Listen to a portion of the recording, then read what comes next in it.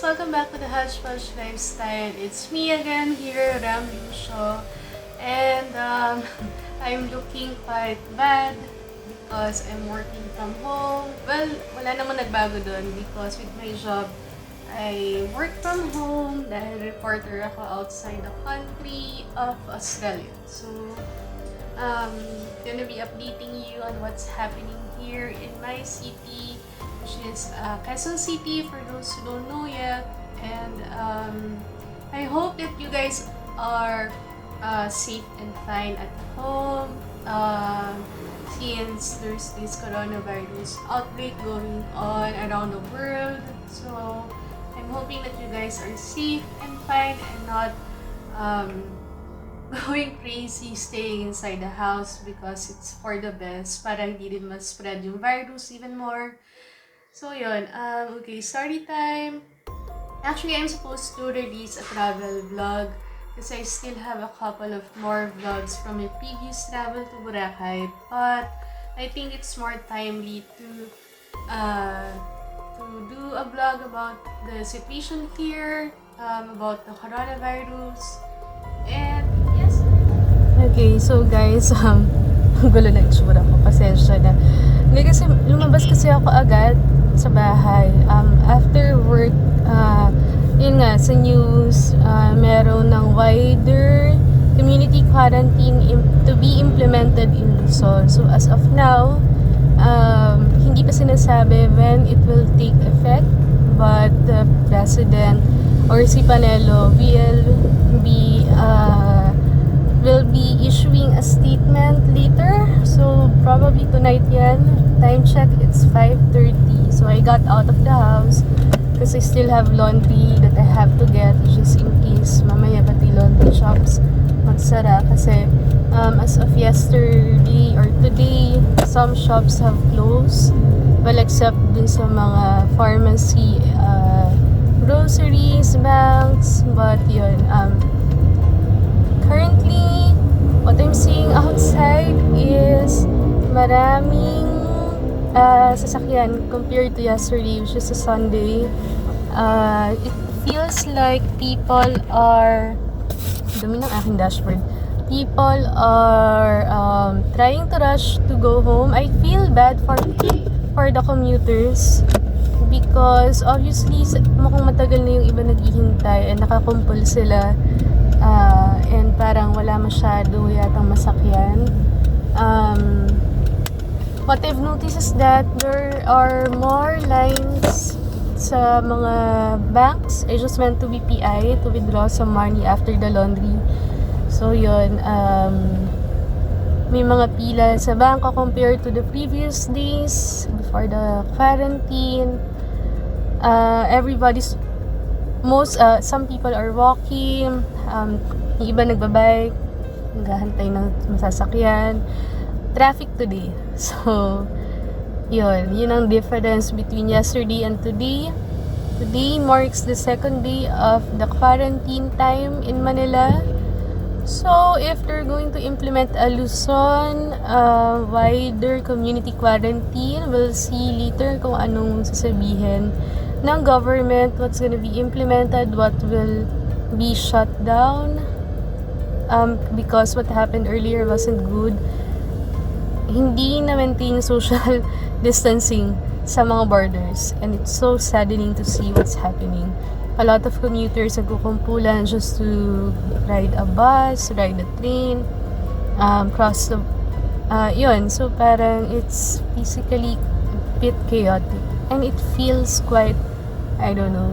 I talked to the laundry attendants earlier. Kinakabahan daw sila sa nervyos because they want to go home early. Baka maabutan sila ng mas mahigpit na curfew. So yun. So I guess that's what most of us are feeling right now in Manila. At least based on who I talked to. And I also feel uneasy because we don't know what will happen. Certainly, we don't want to get sick. And I'm just lucky na I'm one of those people who can actually work at home. I've been doing remote work because of my job as a correspondent journalist. But I feel so bad for the people who doesn't or who don't get to do that. So anyway, I'm stuck in traffic. I'll see you guys. So as you can see here, this is an area near my house or our house. Ang daming sarado. Most of the stores or establishments that are closed are the ones that doesn't sell yung mga household items, yung mga banks. So yan. And so far, yung mga nadaanan ko ibang banks, ang dami pa ring mga nakapila. So I think people are just making sure that they have enough cash, enough medicines, enough grocery items, because we never know what will happen.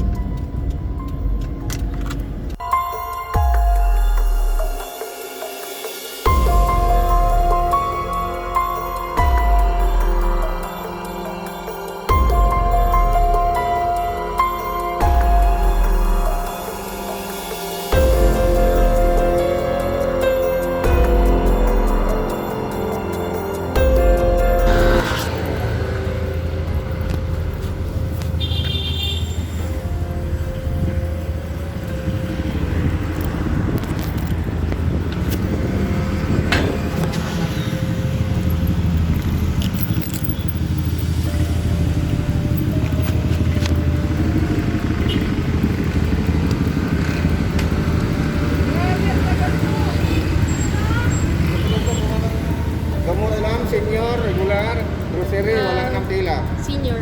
Dito po.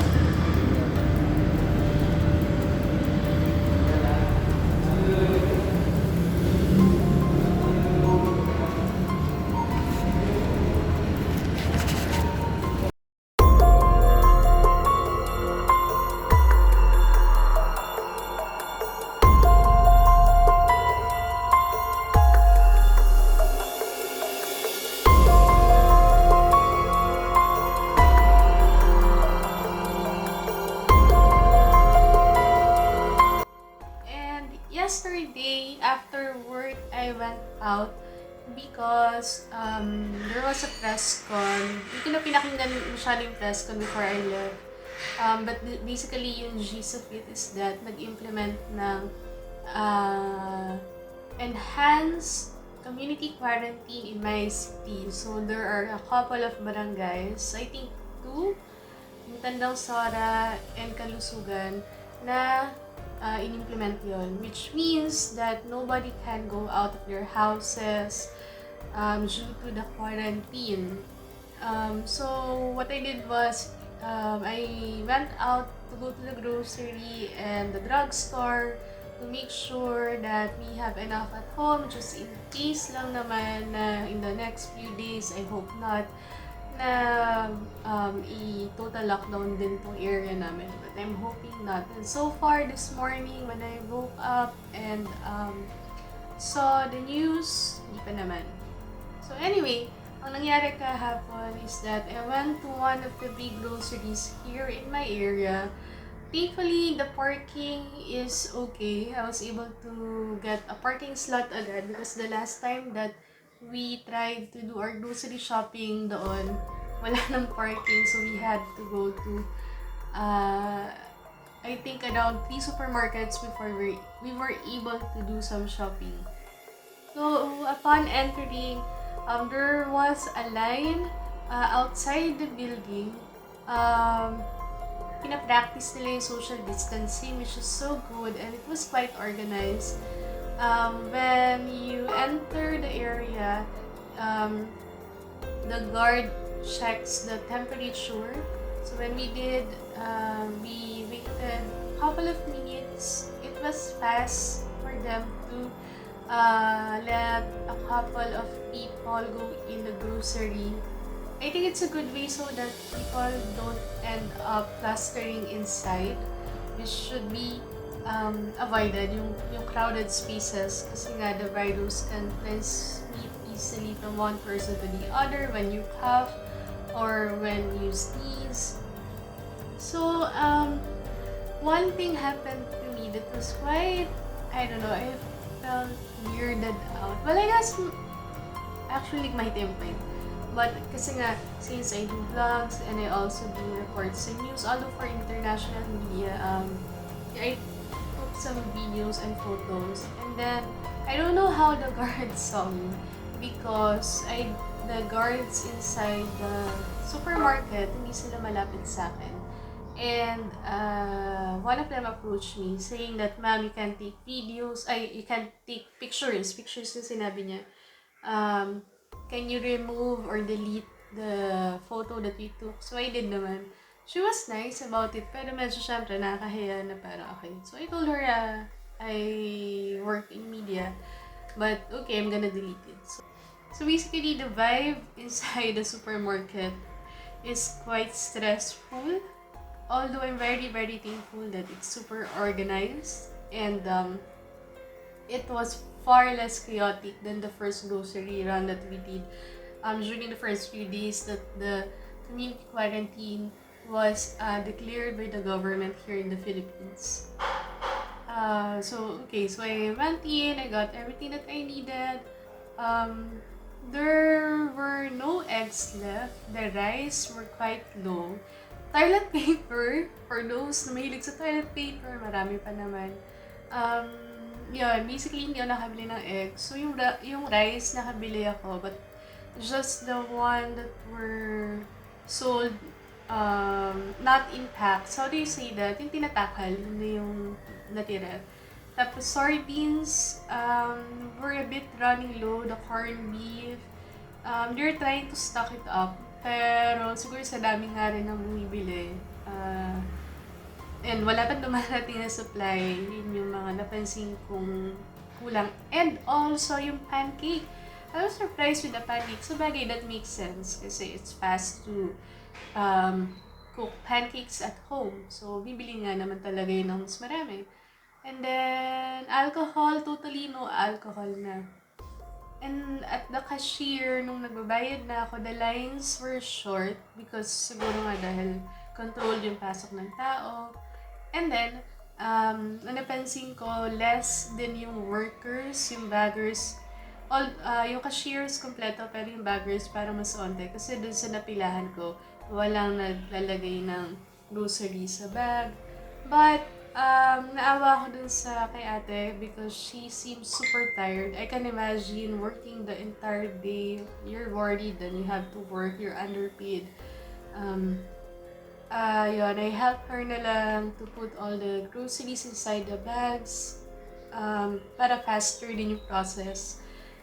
And then she asked the cashier beside us, she asked, "Until what time are we supposed to work?" And the other one said, "I think until 8 p.m. like last night." And they both, you can hear it in their voices that they're so frustrated, they're tired, na they have to work until that time.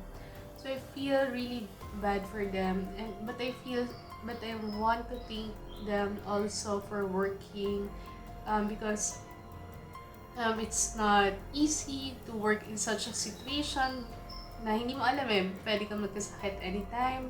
You're exposed to so many people. So, yun. After that, I went to the two pharmacies, or two drugstores. One is Watson's inside the Cherry Puderama grocery. The other one is sa Mercury, because nagkakaubusan ng gamot. So, that worried me because I needed to make sure that my mom has her medicines for maintenance, and ensure that she doesn't get sick and she gets to take those medicines on time every day. So I was only able to get a couple from there. The line was quite long, but there's also a social distancing na pinapractice, which is good.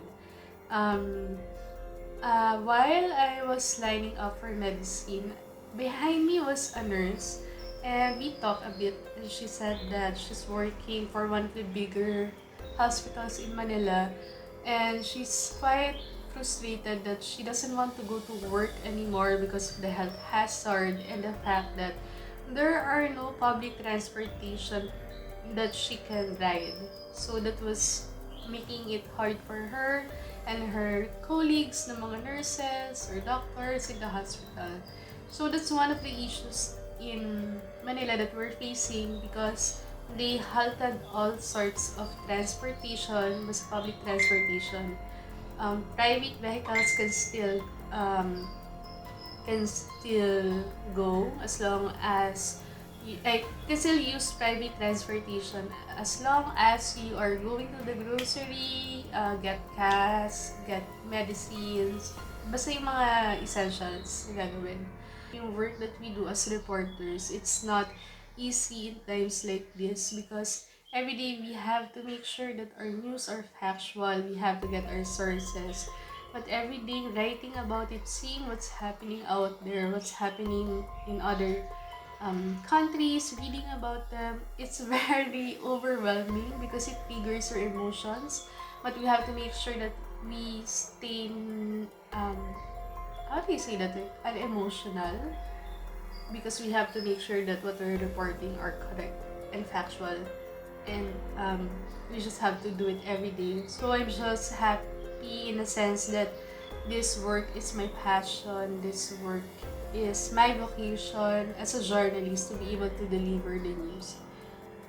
It's just sad that some people don't see it that way. There are so much negative comments about media work.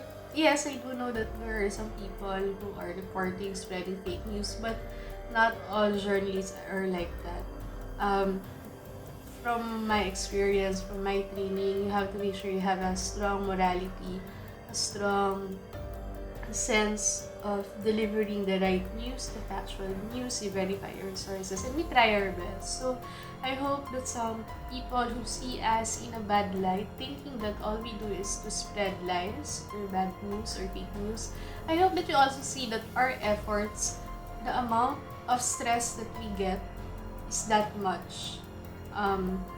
I commend the reporters who are out in the field because for me, I'm very lucky. I'm a correspondent. I have this office. I can work from here, do my work online because we can still do interviews and get emails through the computer. But for some who are on ground zero, they can't. And that's how this week is going. I haven't really shot some videos because I only went out once this week. But I wanted to update you guys on what I've experienced, what's happening here in Quezon City, in the Philippines. I hope that you're still having a good day despite all these things that are happening around us.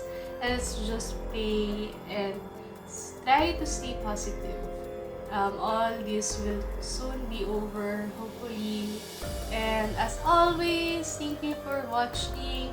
I was so happy with my last vlog about coronavirus.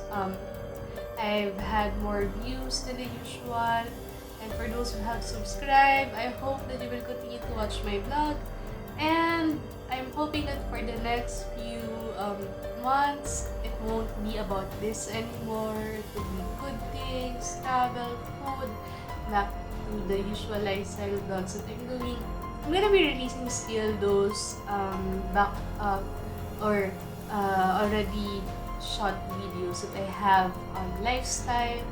So stay tuned and don't forget to subscribe, comment down below how you're doing on your end. Click that like button and thank you for watching. Bye!